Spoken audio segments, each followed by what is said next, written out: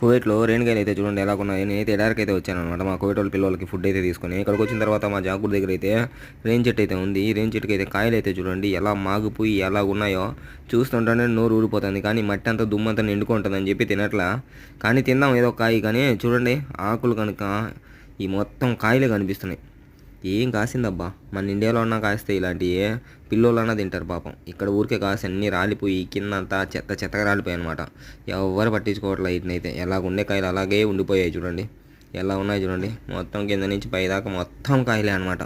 చిన్నప్పుడు అయితే చెట్టుకి రాళ్ళు వేసి కొట్టి కొట్టి కొట్టి కొట్టి రాళ్ళు కొట్టుకొని మరీ తినేది కాయలు అయితే. అమ్మ ఇప్పుడు అన్నీ దొరుకుతున్నా కానీ తినాలనిపించట్లా. అలా అయిపోయింది ఈ బ్రతుకు. ఏందో అర్థం కాదు, అర్థం పడదాం లేకన్నా అయిపోయిందనమాట. చూడండి ఏమున్నాయి చూడండి కాయలు అయితే. చూస్తూ ఉంటేనే కడుపు నిండిపోతుంది అనమాట. చాలా బాగుంది నాకైతే. కాయలు కింద నుంచి పైదాకా ఇలా చూస్తుంటే ఎప్పుడో మన ఇండియాలో పల్లెటూరులో మా ఊరు అడవుల్లోనూ ఇలా చూసినప్పుడు చాలా హ్యాపీగా ఉండేది అనమాట.